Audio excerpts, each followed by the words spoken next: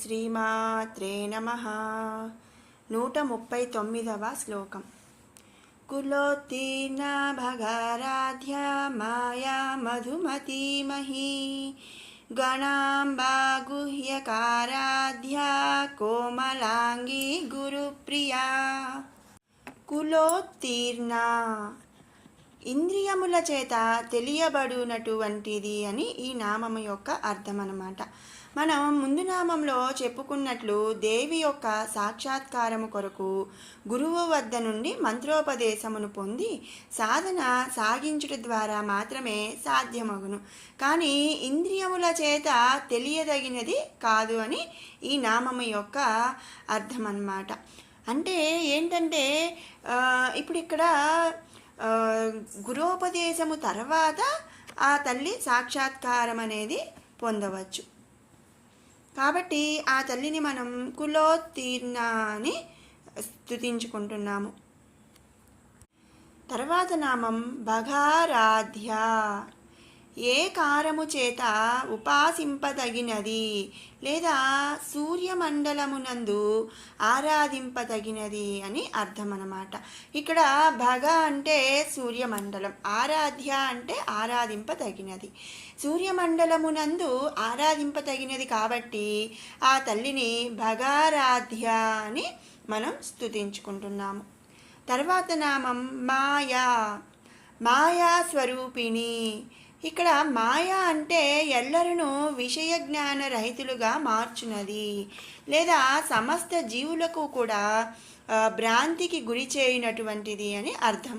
మనం ఇంతకు ముందు నామాల్లో కూడా చెప్పుకున్నాము కదండి, మాయ ఆవహించిన మాయ అంటే మాయ చేత కప్పబడి సమస్త జనులు కూడా ఏంటంటే అజ్ఞానముతో ఉంటున్నారు అని. ఆ అజ్ఞానానికి కారణం వాళ్ళు మాయామోహితులు అవ్వటం అనే మనం ముందు నామాల్లో కూడా చెప్పుకున్నాము. అలాంటి మాయ కూడా ఆ తల్లి స్వరూపిణివే అని చెప్పి మనం ఈ నామంలో చెప్పుకుంటున్నాము. ఇక దేవీ పురాణానుసారం ఈ సమస్త సృష్టి కార్యము బ్రహ్మాది దేవతలను సృష్టించుట నాశనము చేయుట దేవి మాయ చేతనే చేయుచున్నాయని చెప్పబడుతుంది. అంటే ఏంటంటే నేను ఇంతకు ముందు ఒకసారి చెప్పాను కదండి, ఏంటంటే ఈ సమస్త లోకము కూడా ఆ తల్లికి ఒక ఆట బొమ్మలాగా అనమాట.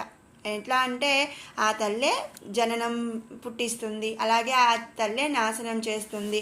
ఆ తల్లే ఇక్కడ నామంలో చెప్పినట్టు మాయా స్వరూపిణిగా అందరికీ జ్ఞానరహితుల్ని చేస్తుంది. మళ్ళీ ఆ అజ్ఞానరహితులు అంటే అజ్ఞానవంతులు ఆ తల్లిని ఆశ్రయిస్తే వాళ్ళకి జ్ఞానాన్ని ప్రసాదిస్తుంది, ఆ జ్ఞానము చేత ఆ మోక్షాన్ని ప్రసాదిస్తుందని. అంటే ఏంటంటే ఆమె పుట్టిస్తుంది, ఆమె చంపుతుంది, ఆమె అజ్ఞానాన్ని కలిగిస్తుంది, ఆమె జ్ఞానాన్ని ప్రసాదిస్తుంది. ఇట్లా ప్రతిదీ కూడా మంచి చెడు ఏదైనా సరే ప్రతిదీ కూడా ఆ తల్లే చేస్తుంది అని ఈ నామం ద్వారా మనం అర్థం చేసుకోవాలన్నమాట. కాబట్టి ఆ తల్లి మాయా స్వరూపిణి అని మనం ఇక్కడ మాయా అని స్తుతించుకుంటున్నాము. తర్వాత నామం మధుమతి, మధువును కలిగి ఉన్నటువంటిది. మధు అంటే ఇక్కడ తేనె మద్యము అని రెండు అర్థాలు ఉన్నాయన్నమాట. దేవి యొక్క పూజా సమయమునందు మధువును నివేదించుట చేత మధుమతి అని అర్థము చెప్పుకొనవచ్చు. అంటే మనం మామూలుగా ఏదైనా పూజ చేస్తున్నప్పుడు ఆ తల్లికి మనం తేనెని కూడా సమర్పిస్తాం కదండి. అలాగే కొన్ని పూజల్లో ఏంటంటే మద్యమును కూడా సమర్పిస్తూ ఉంటారు. ఇలా ఆ తల్లి పూజా సమయంలో తేనె మద్యము ఇలా సమర్పిస్తూ ఉంటాము కాబట్టి ఆ తల్లిని మధుమతి అని మనం స్తుతించుకుంటున్నాము. తర్వాత నామం మహి, మహి అంటే ప్రకృతి స్వరూపురాలు. ఈ సమస్త సృష్టి అందు కూడా దేవి యొక్క మహత్తత్వమును వ్యాపించి ఉన్నది కనుక మహి అని అనబడుచున్నది. ఇక్కడ మహి అంటే ప్రకృతి అని అర్థం అన్నమాట. లేదా మహి అంటే భూస్వరూపం అని కూడా అర్థం ఉంది. అంటే మహి అంటే భూమి అని కూడా ఒక అర్థం అన్నమాట. కాబట్టి ఆ తల్లిని ప్రకృతి స్వరూపురాలుగా భావించి మహి అనే నామముతో మనం స్తుతించుకుంటున్నాము. తర్వాత నామం గణాంబ, గణ అంబ అంటే గణములకు తల్లి వంటిది అని అర్థం. ఇక్కడ గణములు అంటే ప్రమద గణములకు తల్లి, లేదా గణ శబ్దమునకు గణపతి అన్న నామమును భావించుకొని గణపతికి తల్లి పార్వతీదేవి కాబట్టి ఇక్కడ గణాంబ అని మనం ఆ తల్లిని స్తుతించుకుంటున్నాము.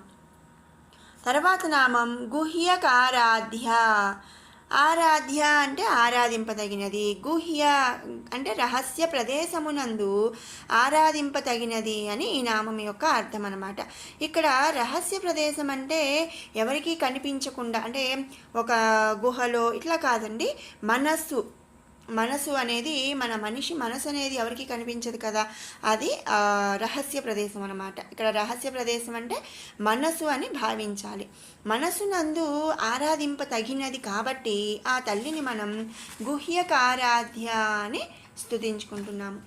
తర్వాత నామం కోమలాంగి. అంగి అంటే అంగములు, కోమల అంటే కోమలమైనటువంటి అంగములు కలిగినది అని ఈ నామం యొక్క అర్థం అన్నమాట.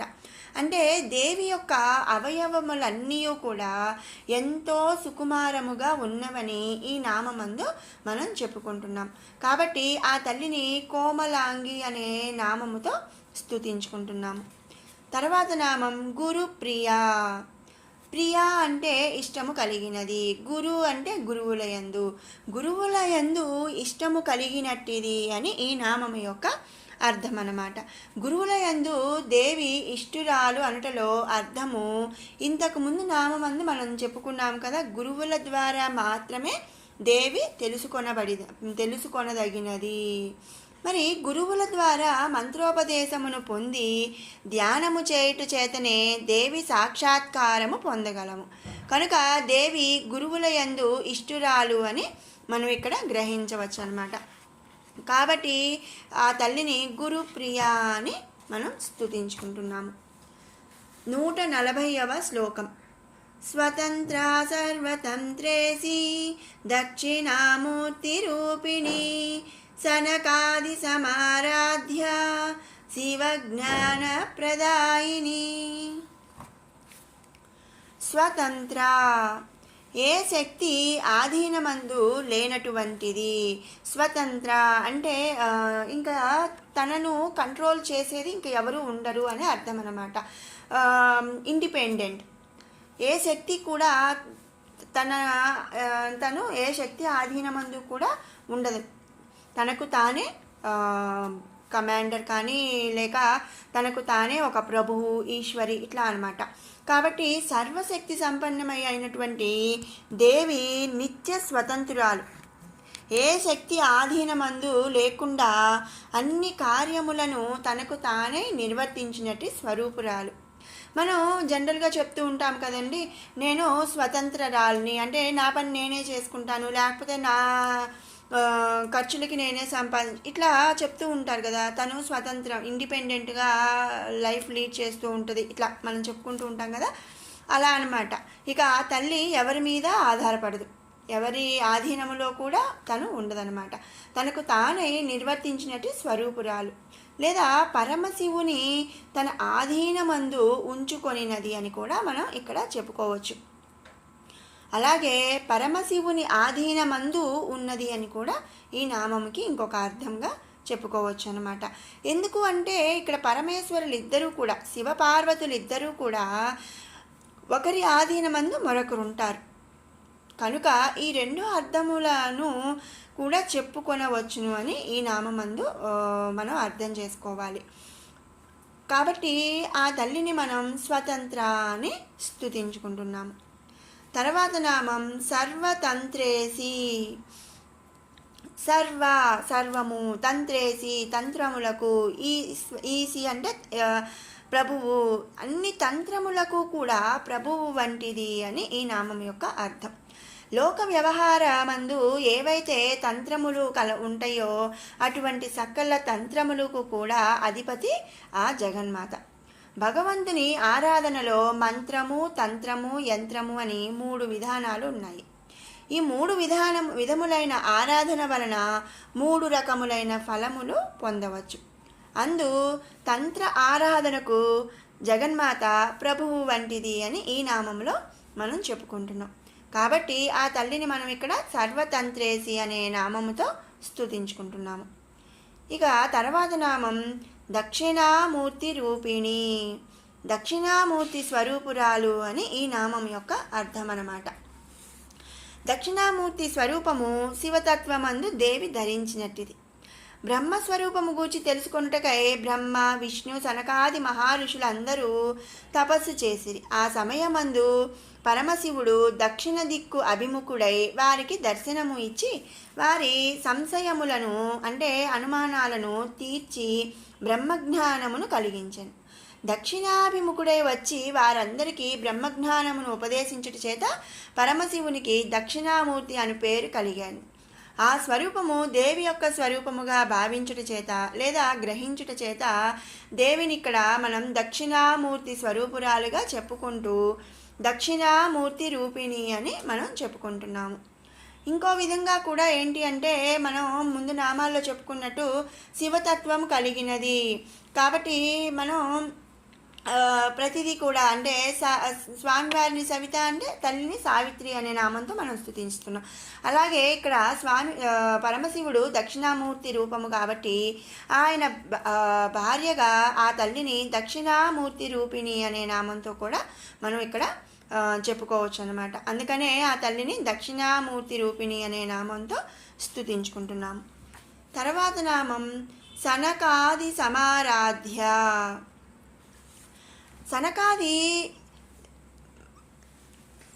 సనకాది సమారాధ్య, ఆరాధ్య అంటే పూజింపబడుతున్నది.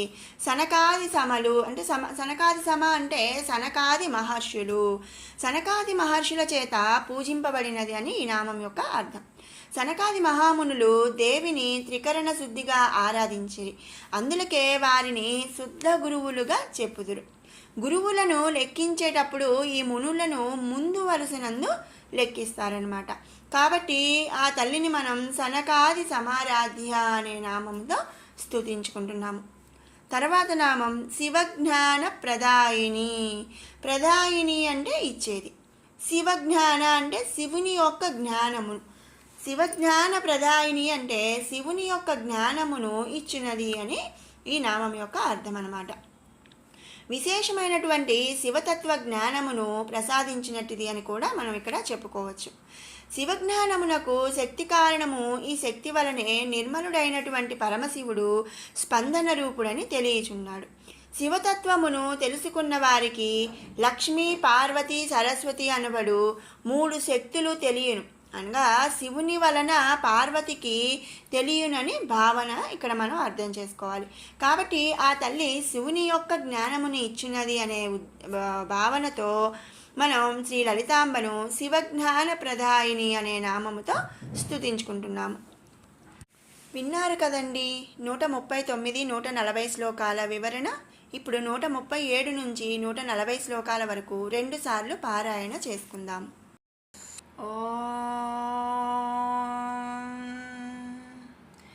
ధ్యానం అరుణాం కరుణాతరంగితాక్షీం ధృతపాశాంకుశపుష్పబాణచాపాం అణిమాధిభిరావృతాం మయూకైః అహమిత్యేవ విభావయే భవానీం. ధ్యాయేత్ పద్మాసనస్థాం వికసితవదనాం పద్మపత్రాయతాక్షీం హేమాభాం పీతవస్త్రాం కరకలితలసద్ధేమ పద్మాం వరాంగీం సర్వాలంకారయుక్తాం సకలమభయదాం భక్తనమ్రాం భవానీం శ్రీవిద్యాం శాంతమూర్తిం సకలసురనుతాం సర్వసంపత్ప్రదాత్రీం సకుంకుమవిలేపనామళికచుంబికస్తూరికాం సమందహసితేక్షణాం ససరచాపపాశాంకుశాం అశేషజనమోహినీ మరుణమాల్యభూషోజ్వలాం జపాకుసుమబాసురాం జపవిధౌ స్మరేదంబికాం.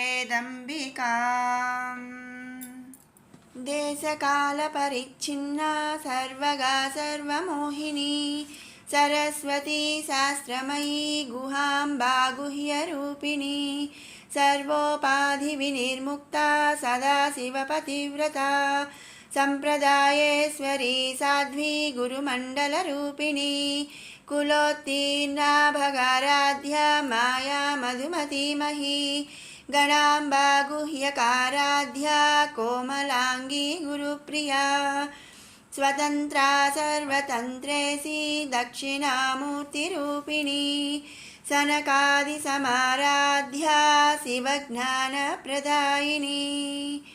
మరొక మారు పారాయణ చేసుకుందాము. దేశకాల పరిచ్ఛిన్నా సర్వగా సర్వమోహిని సరస్వతీ శాస్త్రమయీ గుహాంబా గుహ్యరూపిణి సర్వోపాధి వినిర్ముక్తా సదాశివపతివ్రతా సంప్రదాయేశ్వరీ సాధ్వీ గురుమండలరూపిణి కులోత్తీర్ణా భగారాధ్యా మాయా మధుమతీమహీ గణాంబా గుహ్యకారాధ్యా కోమలాంగీ గురుప్రియా స్వతంత్రా సర్వతంత్రేసి దక్షిణామూర్తిరూపిణి సనకాది సమారాధ్యా శివజ్ఞానప్రదాయిని. ఓం శ్రీమాత్రే నమః.